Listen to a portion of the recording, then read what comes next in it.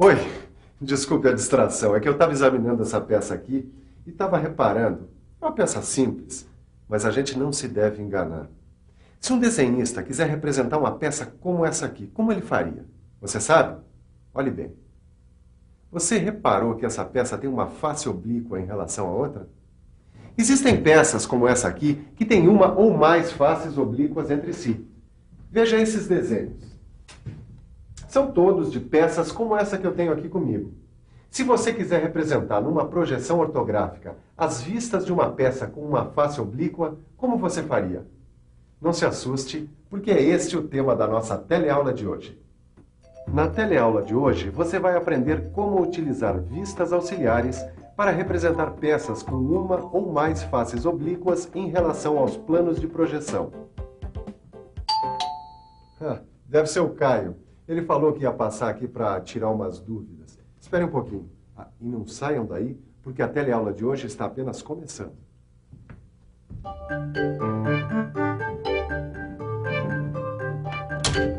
Oi, Caio. Olá, Ananias, tudo bom? Tudo bem, entra.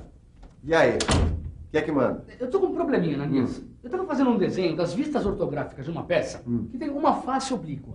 Como essa aqui? Como essa aqui mesmo. Então deixa eu adivinhar. Os elementos dessa face oblíqua ficaram deformados ou superpostos. E você achou que ficou tudo muito confuso, não é? Isso aqui, dá pra conversar com quem entende? É isso mesmo, Ananias. Olha só. Dá só uma olhada. Esse é o desenho da peça em perspectiva e as projeções nos planos. Olha os elementos dessas faces oblíquas aqui. Eles aparecem deformados e superpostos, como você disse. E aqui nas vistas ortográficas dá pra ver melhor. Principalmente aqui na vista superior e também na lateral esquerda, essa deformação aparece bem. O furo passante e a parte arredondada aparecem deformados. E além de deformados, aparecem superpostos também. E essa deformação e a superposição dificultam a leitura e a interpretação do desenho. E não tem um jeito da representação ficar mais clara?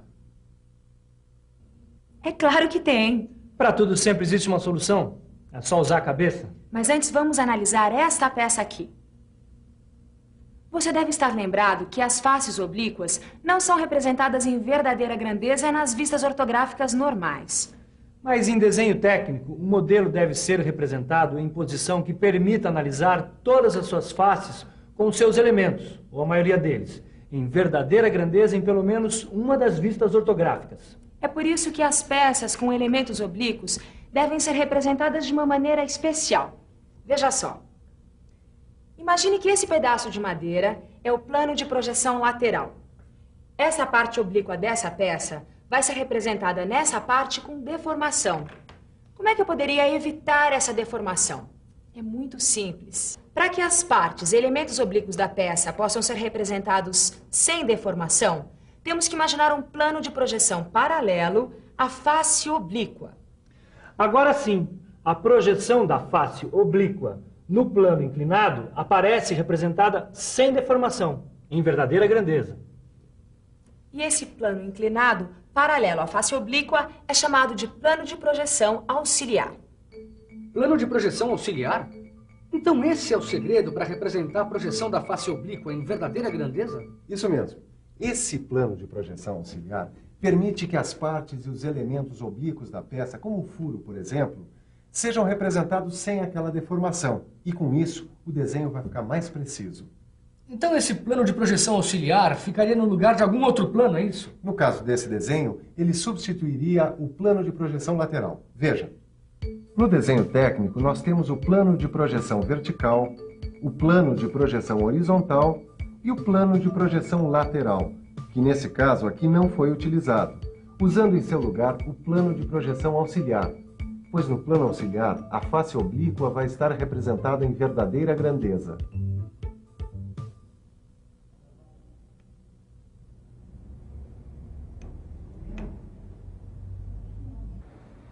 E aí, Titão, que desenho é esse? E aí, Silva? Eu estou estudando o plano de projeção auxiliar. Ah, não é difícil de entender, não é mesmo? Não, essa história do plano de projeção auxiliar, que tem que estar paralelo à face oblíqua, eu já entendi.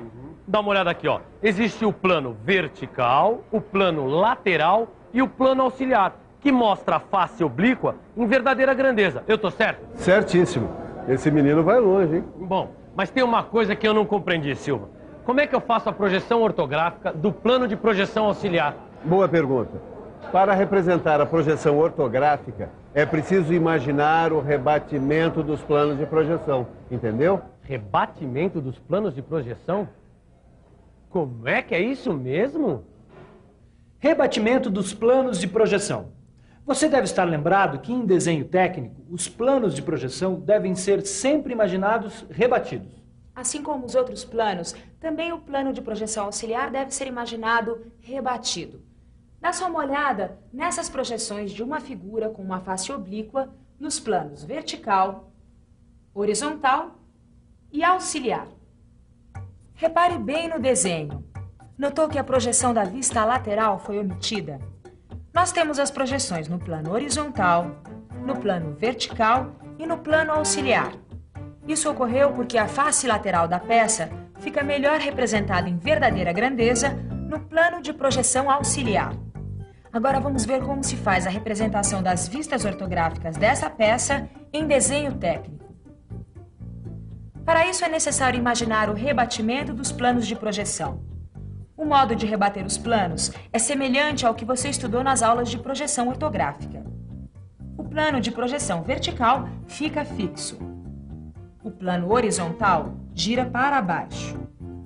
E o plano de projeção auxiliar, no caso deste desenho, gira para a direita. Assim, através do rebatimento dos planos de projeção, ficam definidas as posições das vistas no desenho técnico. Os nomes das vistas permanecem os mesmos. A única diferença é que a face projetada no plano de projeção auxiliar dá origem à vista auxiliar. E neste exemplo, a vista auxiliar está representada no lugar da vista lateral, que foi omitida. A vista frontal e a vista superior permanecem. Além disso, é bom lembrar que, em desenho técnico, os contornos dos planos não são representados e não aparecem os nomes das vistas. Assim, as vistas ficam rebatidas sem os contornos dos planos de projeção e sem os nomes das vistas. Você notou que o furo e a parte arredondada aparecem sem deformação na vista auxiliar? Isto porque, nesta vista, esses elementos estão representados em verdadeira grandeza. Veja uma outra coisa. Na vista superior e na vista auxiliar aparece a linha de ruptura.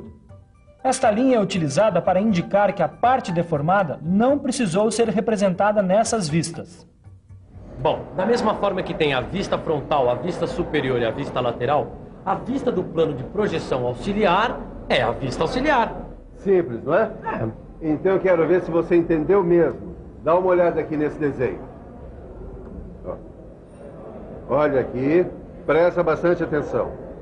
Quais as vistas representadas nesse desenho técnico e qual foi a vista substituída pela vista auxiliar?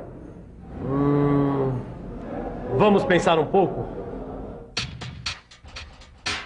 Vamos pensar um pouco. Vamos ver. Bom, a primeira pergunta não é tão difícil assim. Quais as vistas representadas nesse desenho? Bem, eu tenho a vista frontal, a vista lateral esquerda. E a vista auxiliar. Então é isso. A segunda pergunta, qual a vista substituída pela vista auxiliar, já está respondida. É a vista superior, claro. É isso mesmo. E essas são as vistas ortográficas. Dá só uma olhada. A vista lateral esquerda e a vista auxiliar aparecem representadas interrompidas pela linha de ruptura. Mas isso não prejudica a interpretação do desenho, porque as partes suprimidas não apresentam informações relevantes para a execução da peça. Puxa, quanto mais a gente treina, mais fica afiado para interpretar um desenho técnico. Legal, Ananias. Hoje eu aprendi um montão de coisas sobre desenho técnico. Pera aí um pouquinho que ainda tem uma coisa nessa história de vista auxiliar que você não sabe. Ó, tá aqui. Dá só uma olhada. Dá uma olhada nessa peça. Olha só. Essa peça aqui tem duas faces oblíquas. Como é que faz? A gente vai precisar de um outro plano de projeção auxiliar, não é isso? Isso mesmo, eu gostei de ver. Você pega as coisas de pressinha. É o mesmo raciocínio. Numa projeção normal, tanto a vista superior quanto a vista lateral esquerda apareceriam deformadas. Então, para representar as faces oblíquas em sua verdadeira grandeza, nós vamos precisar de 2 planos de projeção auxiliares, cada um paralelo a cada uma das faces oblíquas. Entendeu? Entendi. Teoricamente. Mas na prática o desenho não vai ficar um pouco confuso, não? Claro que não. Muito pelo contrário. Miguel, mostra como ficaria um desenho com 2 planos de projeção auxiliares. Então vamos lá. Olha aqui, ó. Plano de projeção horizontal, plano de projeção vertical. E aqui os 2 planos auxiliares, um chamado alfa e o outro beta. Agora vamos analisar bem as projeções das faces oblíquas nos 2 planos auxiliares. No plano alfa está representada a projeção da face oblíqua A. E no plano beta está representada a projeção da outra face oblíqua, B. Veja que o plano alfa foi rebatido para que você possa enxergar a projeção da face oblíqua A. E agora preste atenção em como fica a representação em perspectiva das vistas ortográficas da peça. Olha só, no desenho técnico, todas as vistas são mostradas numa mesma superfície plana e são identificadas pelas posições que ocupam. E uma vez que os contornos dos planos de projeção não são mostrados nos desenhos técnicos, as vistas são representadas deste modo. Neste desenho estão representadas a vista frontal, a vista superior e 2 vistas auxiliares. E você notou que as vistas representam a verdadeira grandeza de cada elemento. Essa é a função das vistas auxiliares. Depois de tanta projeção, que tal uma boa revisão? E atenção, se liga aí que é hora da revisão. Na teleaula de hoje, você aprendeu que para representar peças que possuem uma ou mais faces oblíquas em relação aos planos de projeção, é preciso lançar mão de um recurso conhecido como vistas auxiliares. Viu que as partes e elementos oblíquos da peça são representados sem deformação, imaginando-se um plano de projeção paralelo à face oblíqua, que se chama plano de projeção auxiliar. E aprendeu como representar a projeção ortográfica de elementos oblíquos em verdadeira grandeza, e como fazer o rebatimento do plano de projeção auxiliar, obtendo assim a vista auxiliar. Finalmente, viu como imaginar planos de projeção auxiliares para representar peças com 2 faces oblíquas. Hoje você viu a importância das vistas auxiliares no desenho técnico mecânico. E saber só não basta, tem que praticar. É isso mesmo. E isso é fácil, é só fazer os exercícios que acompanham o seu livro. E lembre-se sempre, quanto mais você pratica, mais ágil fica para interpretar desenhos técnicos mecânicos. Boa sorte! E até a próxima.